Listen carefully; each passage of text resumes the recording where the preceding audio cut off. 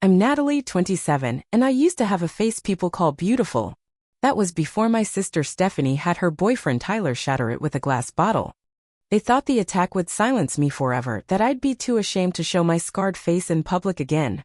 What they didn't count on was how loud my voice would become once I stopped protecting someone who never protected me. Before I dive into my story, let me know where you're watching from and don't forget to hit like and subscribe. Trust me, you'll want to hear how I turned the worst betrayal of my life into the strength I never knew I had. Growing up in Boston, Stephanie and I were more than just sisters. Only 2 years apart, with her being the older one, we shared everything from clothes to secrets.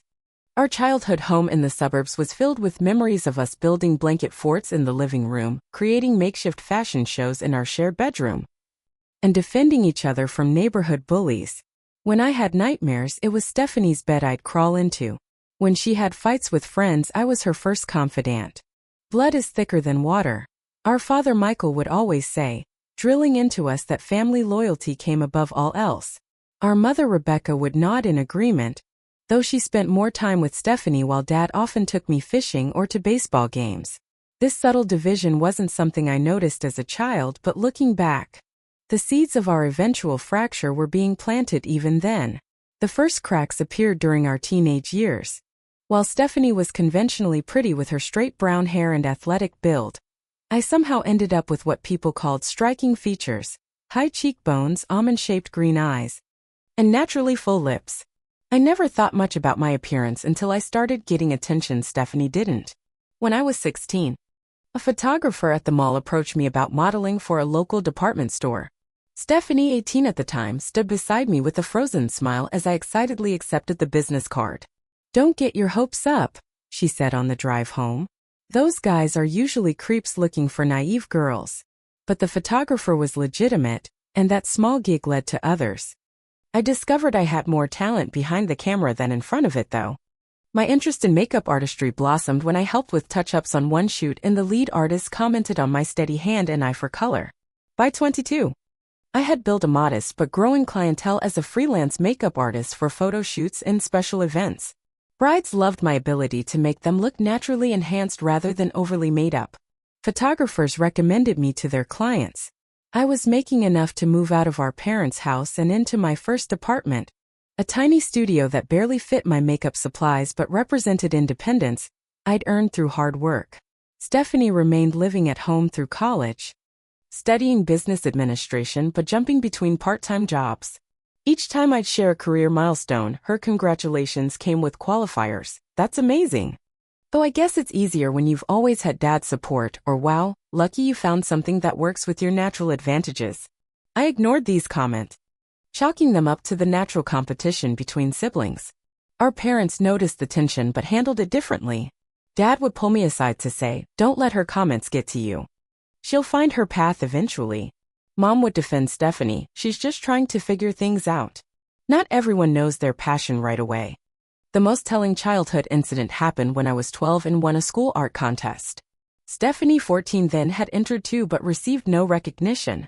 When we got home, I found my winning painting accidentally ruined by a spilled glass of water. Stephanie apologized profusely, helping me try to salvage it. But there was something in her eyes that didn't match her words.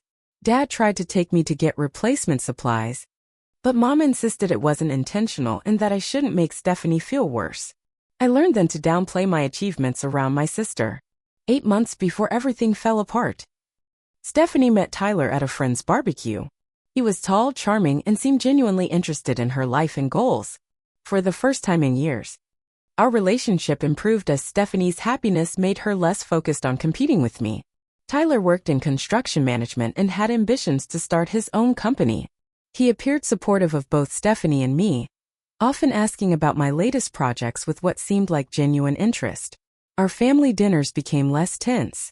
Tyler would bring dessert or wine, compliment our mother's cooking, and talk sports with our father. He seemed like the stabilizing influence Stephanie needed. I was genuinely happy for my sister, believing she'd finally found someone who made her feel secure enough that she didn't need to compare herself to me. When I landed a contract with the local event planning company that specialized in high-end weddings, Stephanie hugged me at the announcement dinner but whispered, Just don't forget about us regular people when you're doing makeup for the rich and famous. I laughed it off, not realizing how prophetic her words would become. By the time I moved into my apartment, decorating it with before and after photos of my clients and organizing my growing collection of professional makeup, I still believed that my sister and I had moved past our childhood rivalry. I thought we were building a new relationship as adult sisters who supported each other's different paths. The last normal conversation we had was when Stephanie helped me move in. She brought housewarming gifts, a small potted plant, some wine glasses, and a framed photo of us as children in matching swimsuits at Cape Cod. "I'm proud of you, Nat," she said, and for once I believed her completely. "You've always known exactly what you wanted." I hugged her tightly, feeling like we'd finally reached a place of mutual respect. "I couldn't have done it without knowing you had my back all these years." She smiled, but there was something distant in her eyes that I missed completely. That's the thing about trust. It can blind you to the warnings right in front of you. My career hit an unexpected acceleration when Cara Williams, a rising actress from a popular streaming series, was in Boston filming a project and needed a last-minute makeup artist for a magazine interview. The regular artist had canceled, and the photographer, who I'd worked with previously, recommended me. Cara loved my work and asked for my contact information for future projects. What started as a single gig turned into a regular arrangement whenever she was on the East Coast. Her Instagram posts featuring my work and tagging me gained my social media accounts thousands of new followers overnight. Suddenly, my calendar was filling with bookings months in advance.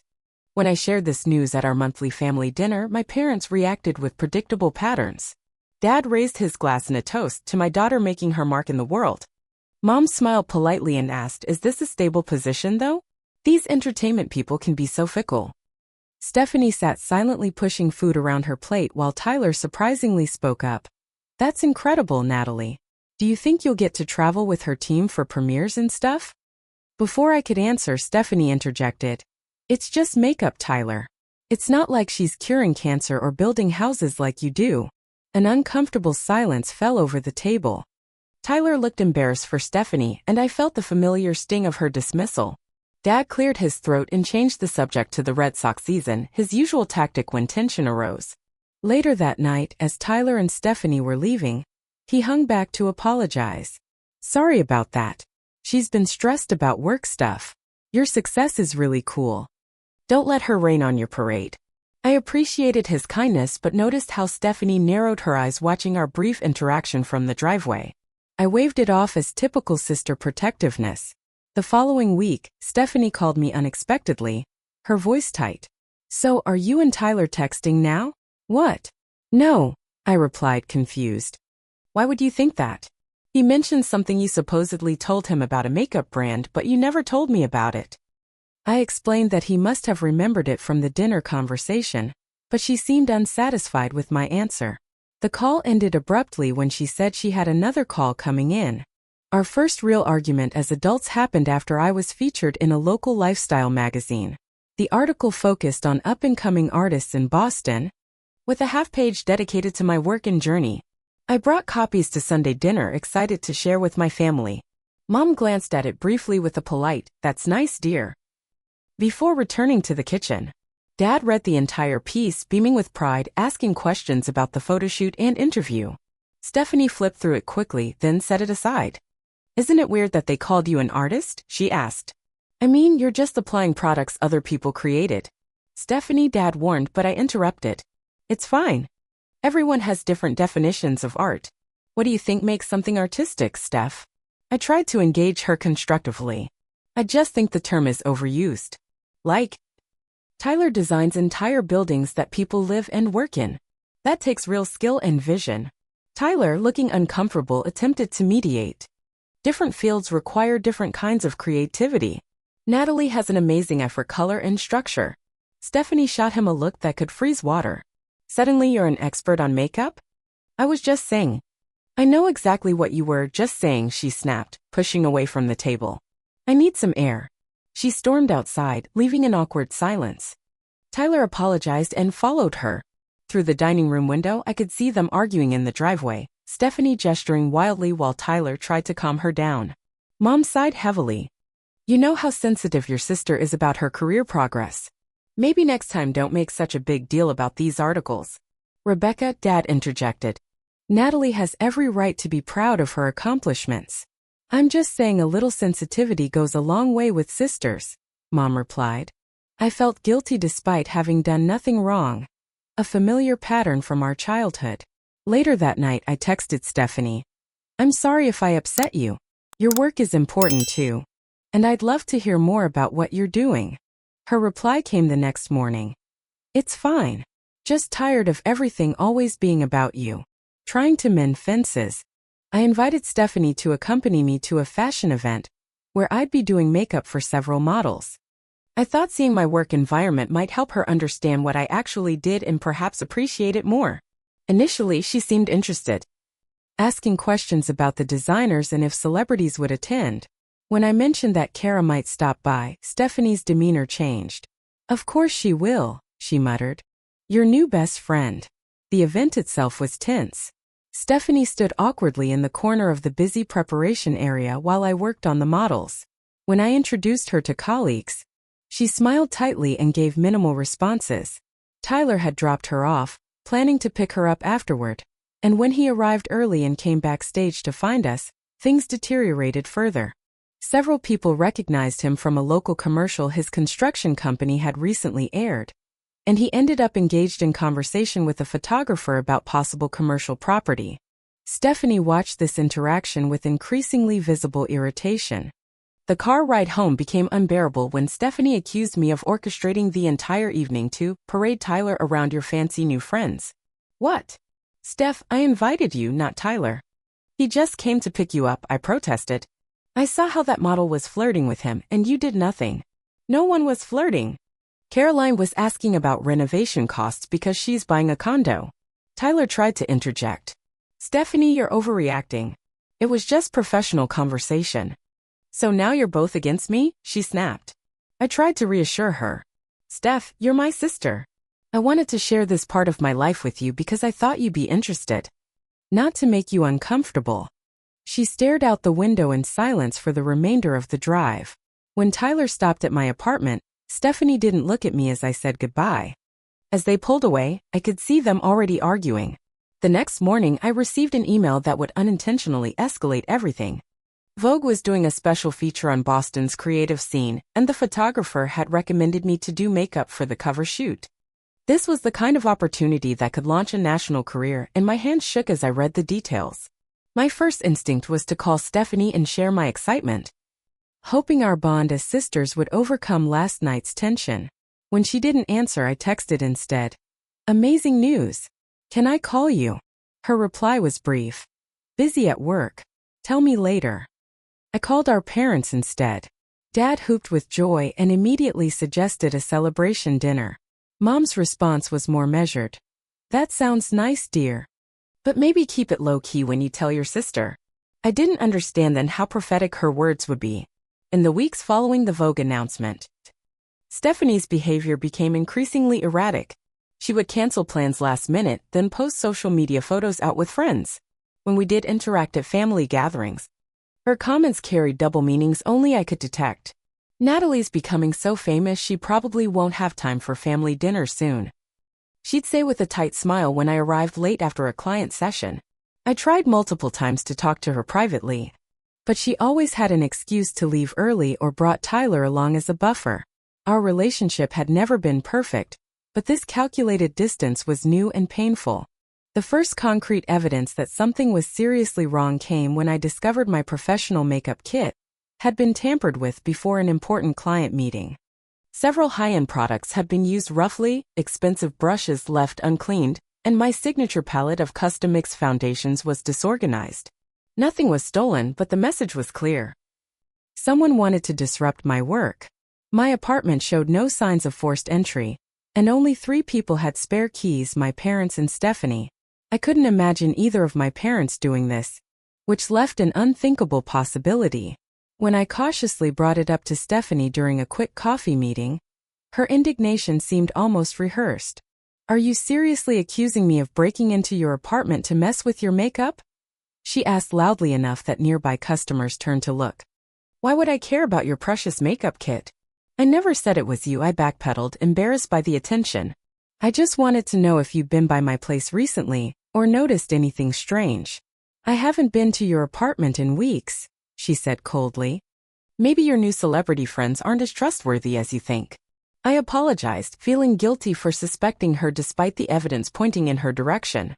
This pattern of self-doubt when confronting Stephanie was deeply ingrained from childhood. She had always been able to make me question my own perceptions. A few days later, I received a text from Tyler that further complicated things. Hey Natalie, Stephanie mentioned you might know someone at Burton Construction? Looking for new opportunities. Appreciate any connections. I was surprised Stephanie had suggested this, given her recent coldness, but thought perhaps this was her way of extending an olive branch. I replied with the contact information for a client whose husband ran a major development company, mentioning that Tyler should use my name as a reference. When I next saw Stephanie and casually mentioned helping Tyler with the connection, her face registered genuine confusion. What are you talking about? I never told him to ask you for anything. My stomach dropped. He texted me saying you suggested he reach out about construction contacts. Her expression darkened. Show me the text. When I pulled up the message, Stephanie's hands trembled slightly. When did he send this? Tuesday afternoon. I thought you knew. I was in a meeting all Tuesday afternoon, she said quietly. He told me he was having lunch with a coworker. An uncomfortable silence fell between us. I didn't know what to say. Was Tyler lying to both of us for some reason? I'm sure there's an explanation, I offered weakly.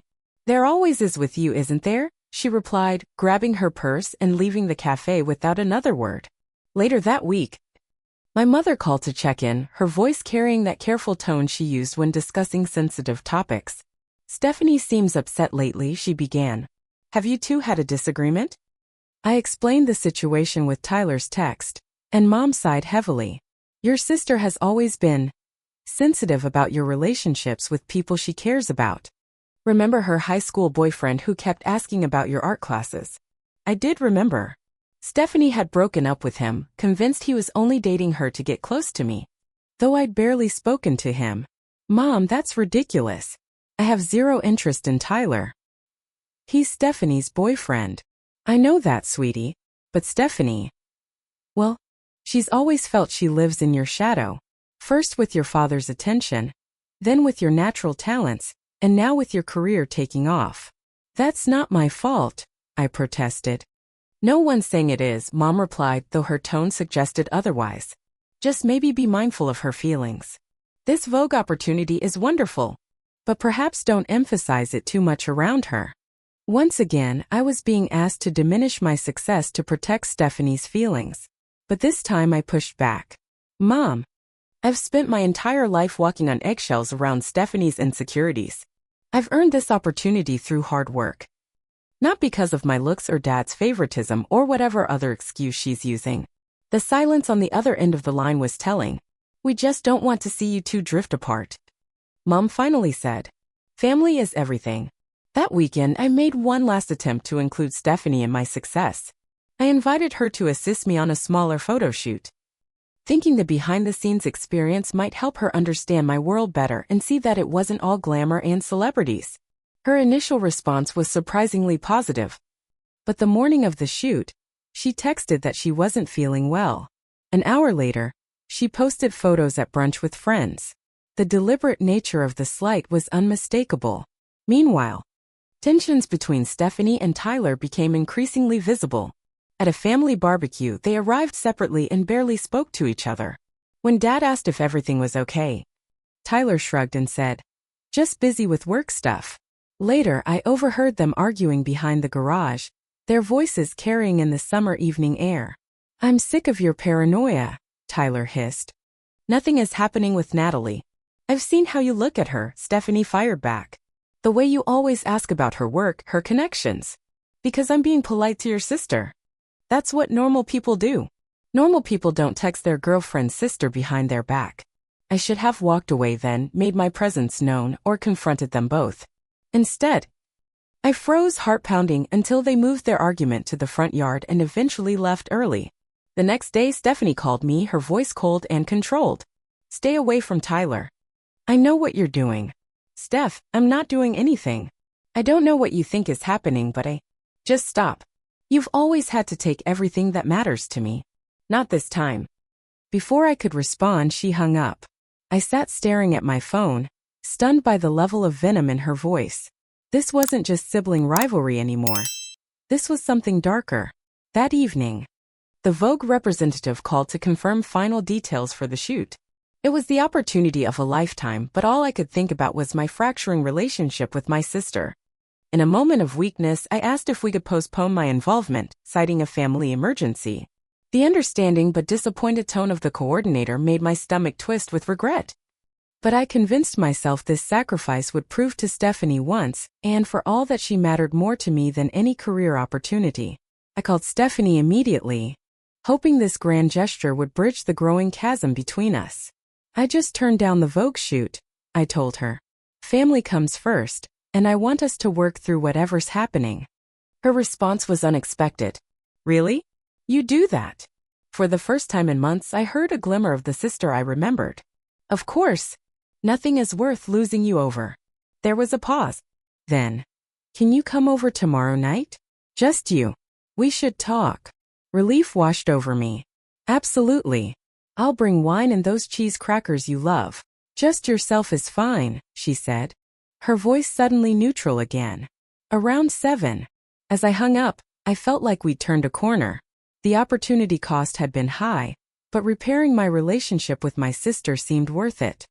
I didn't realize I had just accepted an invitation to my own assault. The next evening arrived with an unseasonable chill for early autumn in Boston. I dressed casually in jeans and a light sweater, stopping anyway to pick up a bottle of Stephanie's favorite Pinot Noir as a peace offering.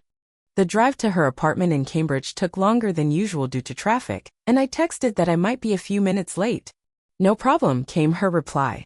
Doors unlocked. Come right in.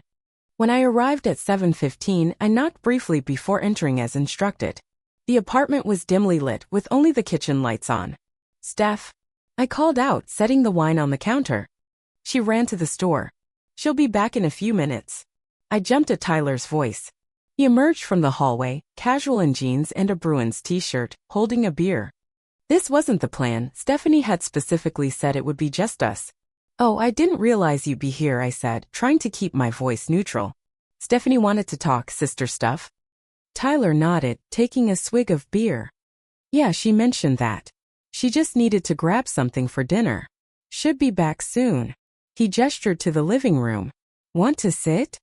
No point standing around awkwardly. Something felt off, but I couldn't place it. Tyler had always been friendly if a bit reserved. Now his smile didn't quite reach his eyes, and his posture seemed unnaturally stiff. Actually, I think I'll wait in the car and come back when Stephanie's here, I said, moving toward the door. Our conversation is pretty private. Tyler stepped into my path. Come on, Natalie. We're practically family. What's with the cold shoulder lately? There's no cold shoulder. I just want to respect Stephanie's feelings. I tried to step around him, but he moved again to block me. Her feelings.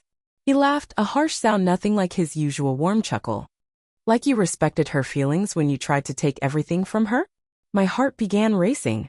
What are you talking about? I've never taken anything from Stephanie. Really? His voice dropped dangerously low. Not your dad's attention? Not her chance at modeling? Not her boyfriend? Tyler, I think you've had too much to drink. I'm leaving. And we can all talk when everyone's calmer. I reached for the doorknob, but Tyler grabbed my wrist hard enough to bruise. Stephanie was right about you all along, he hissed. Always the pretty one, the talented one, the special one. Did you enjoy stringing me along too? Making me think you could help my career? Let go of me, I said firmly, trying to keep the fear from my voice. I never strung you along. I was trying to help both of you. Both of us. He laughed again. There is no both of us anymore. Stephanie's done with me. Thanks to your little games. I realized then that Stephanie had never intended to meet me here. This was something else entirely. Tyler, please. Whatever you think happened, you're wrong. Let me go and we can sort this out like adults. For a moment, his grip loosened and I thought I'd gotten through to him. I turned toward the door again when I heard him mutter. Stephanie said you wouldn't stop unless someone made you. The blow came from behind, a shattering pain as something glass struck the right side of my face. I stumbled forward. my vision immediately blurring with blood and tears. The second hit came as I was falling, catching my cheekbone and eye socket. I felt skin tear and warm blood flowing freely down my neck. Through the pain and shock, I registered that he'd hit me with a glass bottle, the distinctive shape of a beer bottle now shattered and dripping with my blood on the entryway floor. I collapsed against the wall, disoriented and terrified. Tyler stood over me, his rage seemingly spent as suddenly as it had erupted. He looked almost surprised at what he'd done. "Oh God," he whispered, stepping back. "Oh God." My training as a makeup artist had taught me about facial anatomy. I knew immediately that the damage was severe. I could feel glass fragments embedded in my skin, and my right eye wouldn't open. Using the wall for support, I tried to reach the phone in my pocket. "Don't," Tyler warned. But there was uncertainty in his voice now. "You've done enough," I managed to say through the pain. "Let me call for help, or we'll both regret what happens next." Perhaps it was the calm in my voice despite my injuries, or maybe the reality of what he'd done was sinking in, but Tyler backed away further, running his hands through his hair. "She said you deserved to be taken down a peg. Not this. This wasn't supposed to happen." I didn't respond, focusing instead on dialing 911 with blood-slicked fingers. When the operator answered, I spoke as clearly as I could. "I've been assaulted. There's severe facial trauma. I'm at 1427 Maple Avenue, apartment 3B in Cambridge." Tyler paced frantically as I gave the details. "She'll never forgive me," he muttered.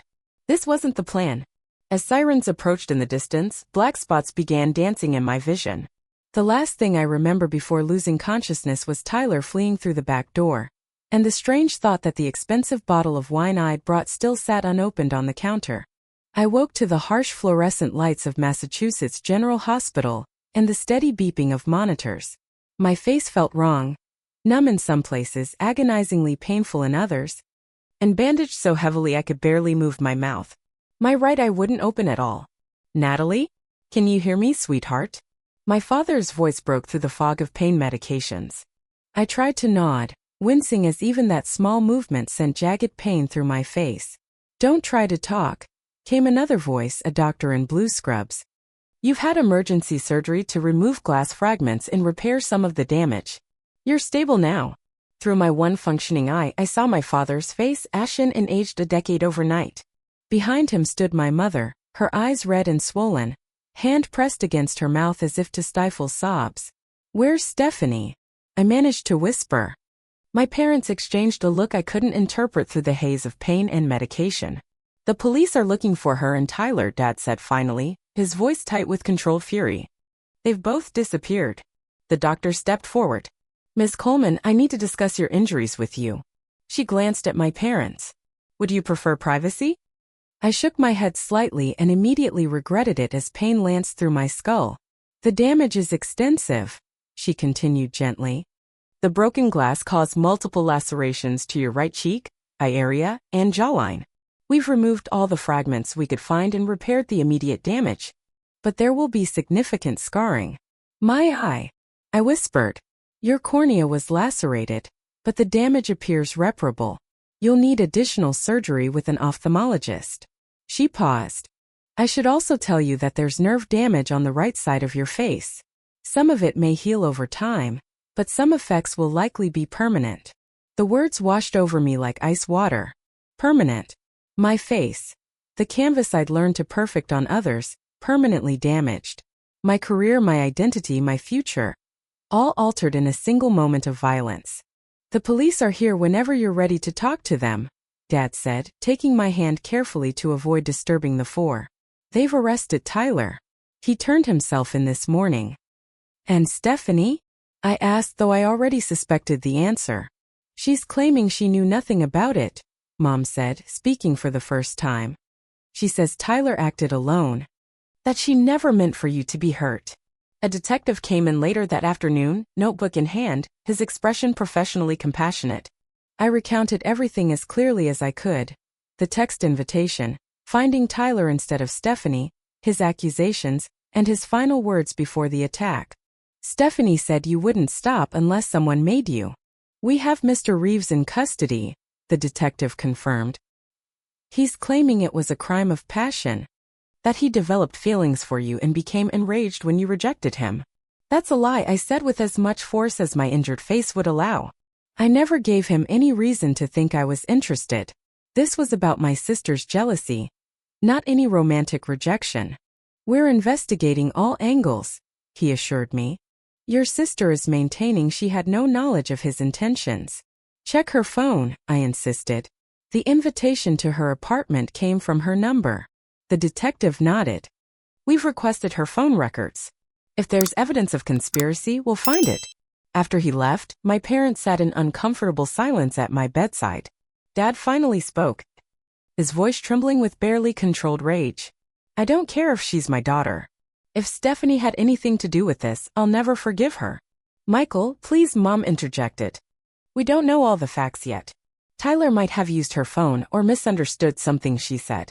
Stop making excuses for her, Rebecca. Look at what's happened to Natalie. Their argument continued in harsh whispers, but I had drifted away on a tide of pain medication and exhaustion. The last thought I had before unconsciousness claimed me again was the realization that my family would never be the same, and neither would my face. The next few weeks passed in a blur of surgeries, pain management, and slow, painful healing. The ophthalmologist was cautiously optimistic about saving the vision in my right eye, though it would never be as strong as before. The plastic surgeon was less encouraging about the scarring modern techniques could improve the appearance, but the damage from the glass was too extensive to ever fully conceal. Every morning, I faced the mirror with growing dread. The right side of my face resembled a crude road map. Raised, angry red lines trailing from my hairline down my cheek to my jaw. The nerve damage left my smile lopsided, with the right side barely moving. My once symmetrical features were now permanently distorted. For a makeup artist who had built a career on enhancing natural beauty, the irony was unbearable. My clients began canceling appointments as news of the attack spread. Some cited scheduling conflicts. Others were more honest. They couldn't risk having their bridal photos or magazine shoots compromised by a makeup artist who might not be at her best. The worst part was the isolation. Friends called and texted, but I declined visitors, unwilling to see the shock and pity in their eyes. I moved back to my parents' house temporarily, needing help with basic tasks during recovery, and unable to afford my apartment after losing my income. Dad converted the ground floor den into a bedroom so I wouldn't have to navigate stairs. Mom prepared my favorite foods, though eating remained painful and difficult. They tiptoed around me with gentle voices and worried eyes as if I might shatter further. A month after the attack, Stephanie finally came to see me. Mom let her in despite Dad's explicit instructions otherwise. I was sitting in the sunroom, staring out at the autumn leaves, when she appeared in the doorway. Natalie, she whispered, her face pale. Oh my God. I didn't stand to greet her. What do you want, Stephanie? She approached cautiously, as if I were a wounded animal that might bite. I needed to see you. To explain. Explain what? How you set me up. How you told Tyler I needed to be stopped. It wasn't like that, she insisted, tears filling her eyes. I never wanted you to get hurt. Tyler completely misunderstood me. What exactly did he misunderstand? I asked, my damaged face making my skeptical expression even more pronounced. We were fighting about his obsession with your career connections. I said something like, I wish someone would show her life isn't perfect, but I never meant violence. She reached for my hand. But I pulled away. You have to believe me, Nat. I would never want this. Then why did you invite me to your empty apartment? Why was Tyler waiting for me? I really was planning to meet you. She claimed, tears now streaming down her face. We had a fight that afternoon and I told him to be gone before you arrived. I never thought he'd stay and do this. Her explanation sounded rehearsed, the tears too convenient. The sister I once trusted implicitly now seemed like a stranger performing grief. Tyler told the police it was because I rejected him romantically, I said, watching her reaction carefully. We both know that's a lie. Stephanie's expression flickered briefly before settling back into remorse. He's lying to save himself. He's trying to make it sound like a crime of passion instead of premeditated assault. And where does that leave you? Completely innocent. She wiped her tears with shaking hands. I made mistakes, Nat. I was jealous and said things I shouldn't have. But I never asked him to hurt you. You have to believe that. I studied my sister's face. The face I'd grown up alongside, The face that shared some of the same features as my now ruined one. For a moment I almost believed her. Then I remembered Tyler's exact words. Stephanie said you wouldn't stop unless someone made you. I want to believe you, I said finally. But I need time. She nodded, seemingly relieved I hadn't outright rejected her explanation. I understand. I'll give you space. At the door she turned back. I am sorry, Natalie. For everything. After she left. Mom came in with a cup of tea, her expression hopeful. Did you two make progress? She's lying, I said flatly. She might not have held the bottle, but she knew what was going to happen. Mom sighed heavily. Natalie, people say things in anger they don't mean. Stephanie loves you. Stop defending her. I snapped with sudden ferocity. My face is destroyed. My career is over. And you're still making excuses for her. Mom stepped back, hurt evident in her expression. I'm not choosing sides. I'm trying to hold this family together. Maybe this family shouldn't stay together, I replied, the words hanging heavy in the air between us. That night, as I struggled to find a comfortable position to sleep with my still healing wounds, my phone buzzed with a text from an unknown number. It was Jessica Thompson, a makeup client from the previous year who now worked as an attorney. Heard what happened. This is my area of expertise. Call me if you want to discuss options. No pressure. No charge for initial consultation. I stared at the message for a long time. Until now, I'd been focused solely on physical recovery. The idea of legal action beyond the criminal charges against Tyler hadn't fully formed in my mind. The next morning, I called Jessica. Her voice was warm but professional as she outlined options. Victims' compensation, civil suits against both Tyler and potentially Stephanie if evidence supported her involvement, restraining orders. The criminal case against Tyler looks strong. She explained. But pursuing action against your sister would be more complicated without concrete evidence of conspiracy. What would you need? I asked. Text messages, emails. Witnesses who heard her make threats, anything showing she intended for you to be harmed or set up the situation knowingly. I thought of Tyler's words again, but knew it would be his word against Stephanie's. Then I remembered something. The text inviting me to Stephanie's apartment. If Tyler had been using her phone, the location data might show it wasn't with Stephanie at the time. I need to think about this, I told Jessica. It's complicated when it's family. Take your time, she replied. But know that there are legal options and you deserve justice regardless of who was involved. After hanging up, I sat for a long time looking at old photos of Stephanie and me on my phone, birthday celebrations, beach trips, graduation. The sisterly bond I'd always believed in despite our difficulties seemed like a fantasy now. When Dad came home from work, I asked to speak with him privately. I'm thinking about pursuing legal action against Stephanie if there's evidence she was involved, I said directly. I wanted you to hear it from me first. He nodded slowly, pain evident in his eyes. I've been wondering if you would. And I want you to know I support whatever decision you make. Even if it tears the family apart? Natalie, he said, taking my undamaged hand. Stephanie did that the moment she let jealousy override basic human decency. This isn't on you. Mom's reaction was predictably different when I broached the subject at dinner. Civil suits? Against your own sister? What would that accomplish besides dragging this nightmare out longer? Justice, I replied simply, and ensuring she faces consequences for her part in this. We don't know she had a part. Mom protested. I do, Dad interjected firmly. And deep down, so do you. Rebecca. The conversation devolved from there, with Mom eventually leaving the table in tears. The division in our family was now complete. Dad and I on one side, Mom and Stephanie on the other. Separated by an unbridgeable chasm of betrayal. That night, I received a message from Kara Williams, the actress whose work had inadvertently sparked Stephanie's final spiral of jealousy. Just heard what happened. This is awful. Please let me know if there's anything I can do. Several other industry contacts sent similar messages. Their kindness was a stark contrast to the clients who had quietly disappeared. It reminded me that while some doors had closed permanently, perhaps not everyone would judge me solely on my damaged appearance. The next day, Jessica called with news. The police found something in their investigation. Text messages between Stephanie and Tyler the day of the attack. They show pretty clearly that she knew he would be at the apartment waiting for you. My heart pounded. What did they say exactly? I can't share all the details yet, but one message from Stephanie said, make sure she understands she can't take everything from me without consequences.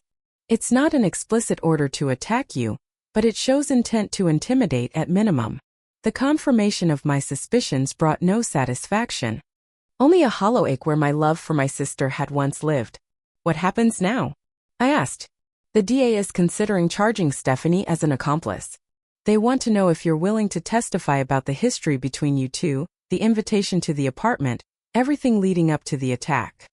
The decision crystallized with surprising clarity.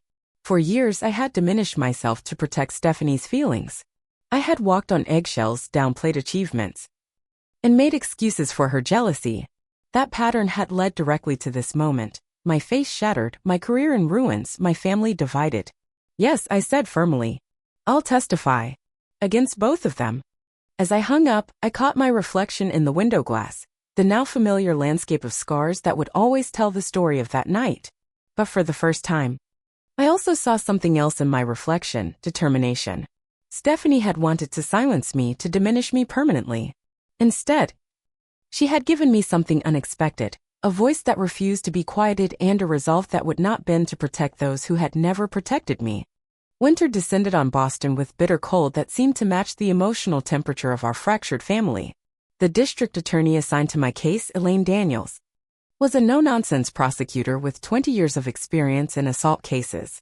In our first meeting, she laid out the strengths and weaknesses of the case with clinical precision. Tyler Reeves is facing charges of aggravated assault with a deadly weapon and battery causing serious bodily injury, she explained in her office downtown.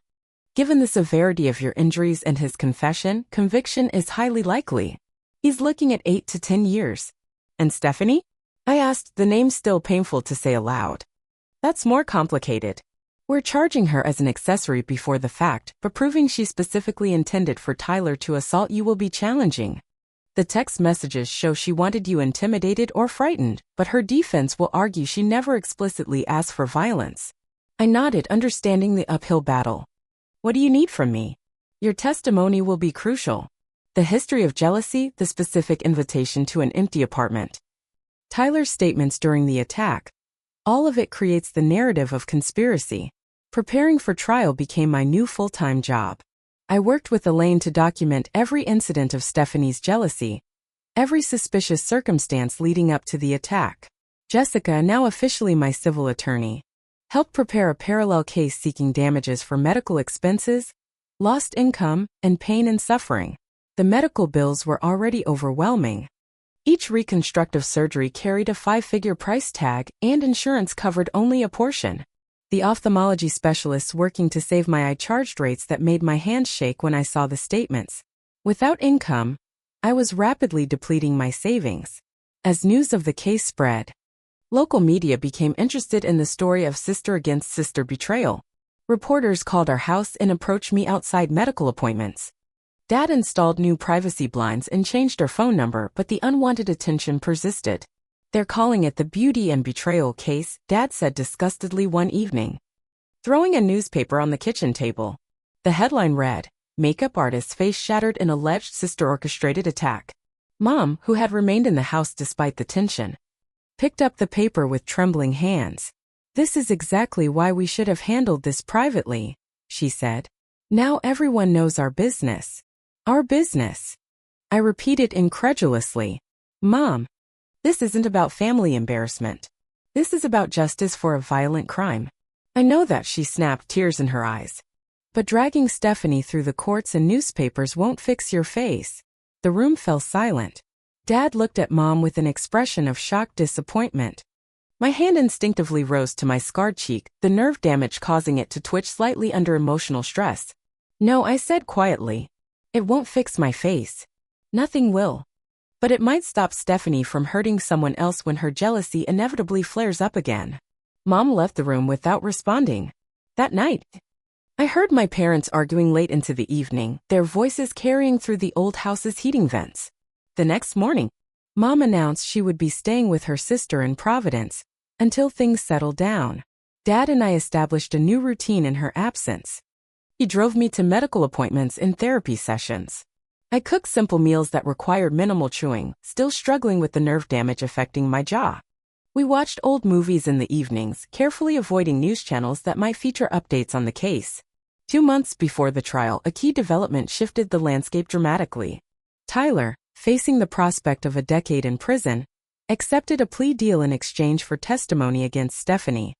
He would plead guilty to the assault charges and receive a reduced sentence of 8 years with possibility of parole after 5. Elaine called with the news. He's provided a full statement implicating Stephanie in planning the attack. According to Tyler, she explicitly told him to teach you a lesson and suggested using the beer bottle, saying the glass would make a lasting impression. My stomach lurched at the calculated cruelty. Do you believe him? His new statement aligns with the text evidence we already have. Elaine replied. And frankly, it makes more sense than his original crime of passion story. The plea deal meant I wouldn't have to face Tyler in court. But testifying against Stephanie would be its own unique torment. How do you publicly condemn the person who once checked under your bed for monsters? Stephanie's reaction to Tyler's plea deal came swiftly. She appeared on a local morning show, tearfully proclaiming her innocence and claiming Tyler was lying to reduce his own sentence. I would never hurt my sister, she said, eyes brimming with perfectly timed tears. We had our differences, but she's my blood. Tyler is manipulating everyone to save himself. The performance was convincing. So convincing that for a brief, wavering moment, I questioned my own certainty about her involvement. Then I remembered the text messages, Tyler's words during the attack, and the calculated invitation to an empty apartment. The doubt evaporated. As the trial approached, I faced another decision: whether to use makeup to conceal my scars for court appearances. As a professional makeup artist, I had the skills to minimize their appearance, to present a more sympathetic face to the jury. It might be strategically advantageous, Jessica suggested gently. Juries respond to visual evidence of harm. But something in me rebelled against the idea. If I cover up what happened, aren't I just continuing the pattern? Hiding the uncomfortable truth to make others feel better? The morning of the first court date, I made my decision. I applied minimal makeup, just enough to feel like myself, but left the scars fully visible. The asymmetrical smile, the red lines tracing from temple to jaw, the slightly drooping eyelid. This was my reality now, and I would not hide it to spare anyone discomfort, least of all Stephanie's. Walking into the courthouse that first day felt like entering another world. Cameras flashed despite court restrictions. Reporters called out questions. Inside, the wood-paneled courtroom with its imposing bench and formal atmosphere heightened the surreal quality of facing my own sister across the divide of plaintiff and defendant. Stephanie sat beside her attorney in a conservative navy suit, hair pulled back in a modest ponytail, looking every bit the wrongfully accused innocent. When our eyes met, she attempted a small smile that I did not return. The prosecution's case built methodically over several days. Text messages between Stephanie and Tyler were entered into evidence, their damning content read aloud to the hushed courtroom. She needs to understand she can't take everything from me without consequences. Make sure she gets the message. I'm tired of playing nice. Use my key. I'll make sure I'm gone by then. And most damning of all, sent just hours before the attack. Whatever happens, I was never part of this conversation. Witnesses testified to Stephanie's increasing jealousy and hostility in the months leading up to the attack.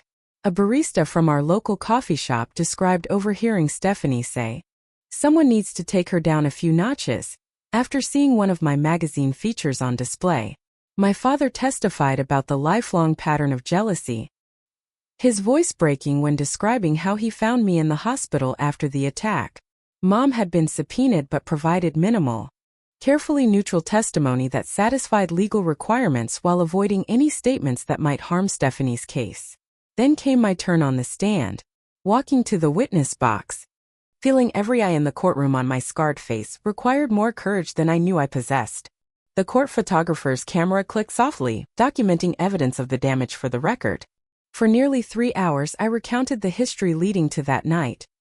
The childhood competitions, the escalating jealousy as my career grew, the suspicious incidents with my makeup kit, the text invitation, and finally the attack itself. My voice remained steady until I described Tyler's words. Stephanie said you wouldn't stop unless someone made you. The defense attorney, A sharp-featured woman named Andrea Walsh cross-examined me with clinical precision.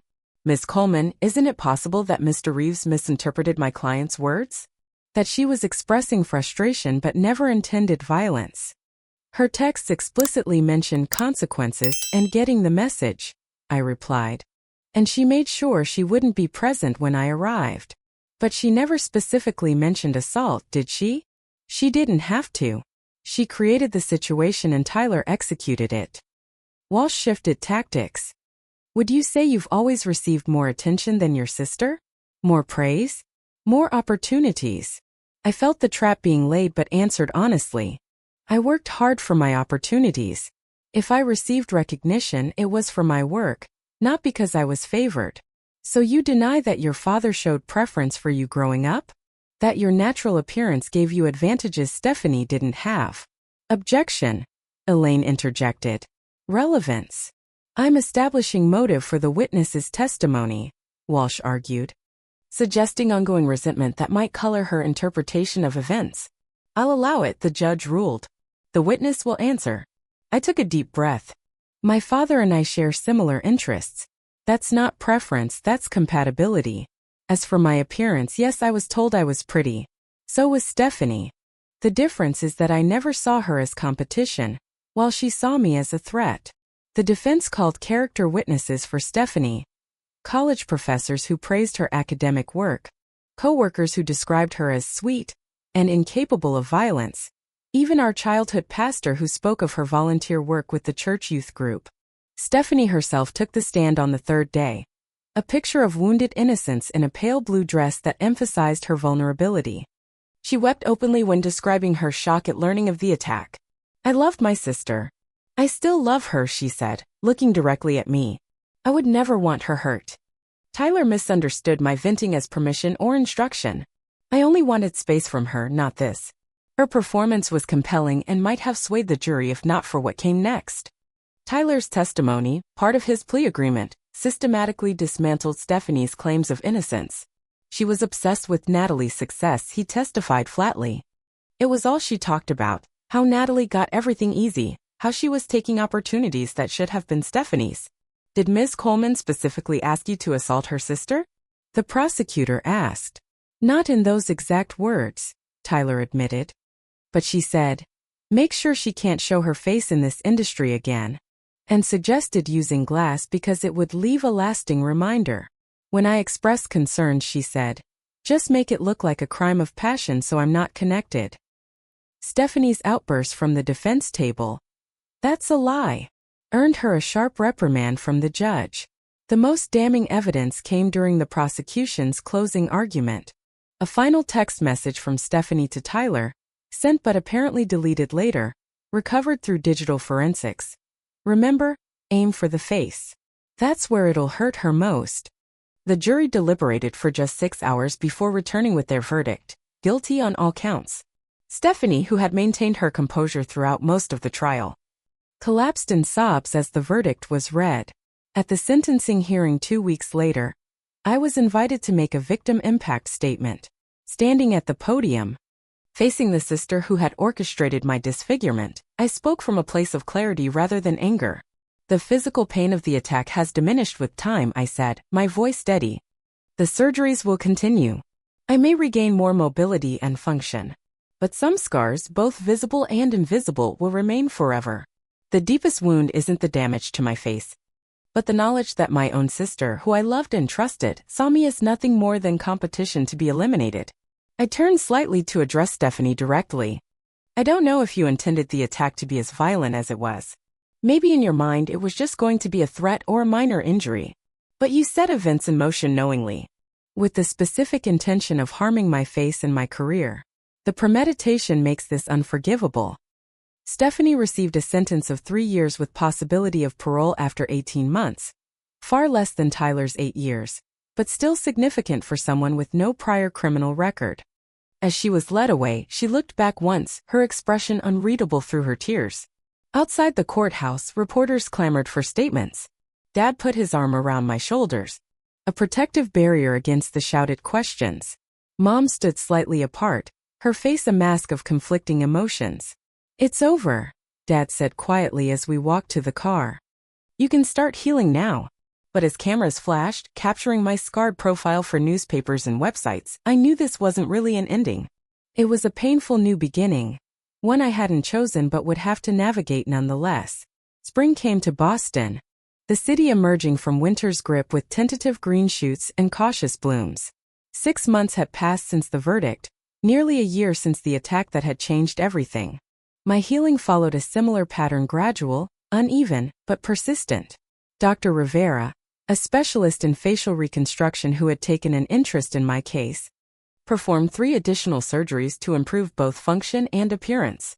The nerve damage responded better than expected to electrical stimulation therapy, gradually restoring more movement to the right side of my face. My smile would never be perfectly symmetrical again, but it was recognizably mine once more. You're making remarkable progress, Dr. Rivera said during a follow-up appointment, studying the most recent surgical sites. The human body has an incredible capacity for healing when we give it the right support. The same could be said for emotional healing, though that journey proved more complex. Weekly therapy sessions helped me process the dual trauma of the physical attack and my sister's betrayal. The therapist, Dr. Marlene Bennett, specialized in family estrangement and post-traumatic growth. What happened to you is not just about physical scarring, she explained in one pivotal session. It's about the shattering of your fundamental trust in family. Rebuilding that sense of safety requires creating new foundations. Those new foundations began taking shape in unexpected ways. During my extended recovery, I'd started a private Instagram account documenting my healing journey. Initially just for myself, a visual diary of progress. When I hesitantly made it public, the response was overwhelming. Messages flooded in from other survivors of violence, people with facial differences, and those dealing with family betrayal. Their stories of resilience both humbled and inspired me. What began as personal documentation evolved into a community of mutual support. You've given me courage to show my burned scars in public, wrote one woman. If you can face the world authentically, maybe I can too. These connections sparked an idea that would eventually become my new purpose. Using settlement money from the civil suit against Tyler and Stephanie, I founded Face Forward, a support group for survivors of facial trauma. Our first meeting, held in a community center conference room, drew 8 participants. By the 3rd monthly gathering, we needed a larger space. My makeup skills found new application as I developed techniques specifically for scar coverage and facial asymmetry. Working with a cosmetic chemist, I began formulating products designed for damaged skin, foundations that wouldn't irritate healing tissue, concealers with skin-nurturing ingredients, color correctors that could address the specific discoloration of scar tissue. 6 months after launching Face Forward, I received an unexpected call from Cara Williams, the actress whose work with me had inadvertently contributed to Stephanie's jealousy spiral. I've been following your Instagram, she said. What you're creating is extraordinary. Would you be interested in doing a feature with me for Allure? They're planning an issue on redefining beauty, and your story needs to be part of it. The photo shoot was terrifying and liberating in equal measure. For half the images, I wore my specialized makeup, demonstrating the techniques I'd developed. For the other half, I appeared with my scars fully visible, not as objects of pity or shock, but simply as part of who I now was. The article, titled The Face of Resilience, led to speaking engagements and workshops. Cosmetics companies approached me about consulting on inclusive product development. A major beauty brand offered funding to expand Face Forward nationally. As my public profile grew, the question of Stephanie loomed larger. She remained in prison, 18 months into her 3-year sentence. Mom visited her weekly, keeping me updated despite my ambivalence about receiving the information. She's taking business classes through the prison education program, Mom reported during one of our now monthly dinners. And she's in therapy too. She asks about you. What do you tell her? I asked, pushing food around my plate. The truth. That you're building something meaningful from what happened. That you're healing. The first time I visited Stephanie in prison was a decision I reached gradually with Dr. Bennett's guidance. Confronting her isn't about forgiveness, my therapist clarified. It's about reclaiming your power in the relationship. The visitor's room was stark and impersonal, with bolted-down furniture and watchful guards. Stephanie looked smaller somehow. the prison uniform hanging loosely on her frame, her once perfect hair pulled back simply. When she saw me, her eyes filled with tears. "Natalie," she said, her voice barely above a whisper. "You came." I sat across from her, conscious of my scars, making no effort to hide them. "I did." The conversation was halting and difficult. We circled around apologies and explanations, neither quite sufficient for the magnitude of what had happened. "I never thought it would go so far," she said eventually. "I was so consumed with jealousy and resentment that I couldn't see clearly. It was like poison. You could have talked to me," I replied. "We could have worked through it together." "I know that now." She hesitated. "The therapist here says I've had narcissistic tendencies my whole life. That I saw you as an extension of myself. And your success felt like a personal rejection somehow." I nodded, unsurprised by the diagnosis. "That makes sense, actually. Does it help?" she asked. "Knowing there's a name for what's wrong with me?" "Nothing helps exactly," I said honestly. "But understanding is better than confusion." We didn't hug when the visit ended. We weren't ready for that. But something had shifted. Not forgiveness, not reconciliation, but a small step toward whatever our relationship might eventually become. The second year after the attack brought unexpected growth in my new career path. Face Forward expanded to 6 cities with plans for 10 more. My specialized makeup line, Visibles, launched with a waitlist of thousands. I hired staff, moved into proper office space, and found myself leading an organization that supported hundreds of trauma survivors. At home, changes continued as well. Mom gradually moved back in with Dad, their relationship strained but slowly mending. My relationship with Mom remained complicated. Her initial defense of Stephanie had cut deeply, but we were finding new ways to connect that acknowledged the past while not being defined by it. Dad had become my strongest supporter, attending every Face Forward event, proudly wearing organization merchandise, and defending me fiercely against occasional negative social media comments. "You've always been strong," he told me after a particularly successful fundraising gala. "But now everyone else can see it too." When Stephanie was released after serving 26 months, the family entered another period of adjustment. She moved in with Mom's sister in Providence, finding work as a remote administrative assistant and continuing therapy. Our contact remained limited to occasional phone calls and supervised family events. 3 years to the day after the attack, I stood before a mirror in my apartment, studying the face that had become both familiar and foreign. The scars had faded from angry red to silvery white. The surgeries had restored much of the symmetry, though differences remained visible to anyone looking closely. The once damaged I now saw clearly, though it would always tire more quickly than the left. This was not the face I was born with, but it was unquestionably mine, earned through pain, resilience, and transformation. The career I'd lost had been replaced by one with greater purpose.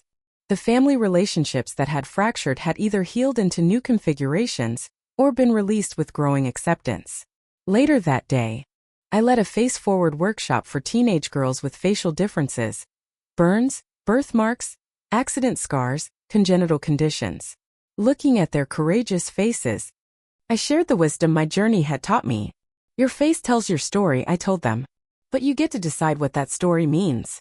The people who truly matter will see beyond the surface to who you really are." A girl with a port wine stain covering half her face raised her hand. "Do you ever wish you could go back to how you looked before?" I considered the question carefully. Sometimes I miss the simplicity of my life before. But I don't miss who I was then, someone who hadn't yet discovered her true strength or purpose. That evening, I added a new post to the Face Forward account. A side-by-side photo of me before the attack and now, with the caption, "The face on the left was given to me. The face on the right I earned. Both are beautiful in different ways. But only one shows who I really am." The response was immediate and overwhelming, thousands of likes, comments, and shares within hours. Among them was a notification that caught my eye. Stephanie had followed the account and liked the post. No comment, just a silent acknowledgement of our shared journey. As I closed my laptop and prepared for bed, I thought about the long path that had brought me here. Stephanie had orchestrated an attack meant to silence me, to remove me from the spotlight she coveted.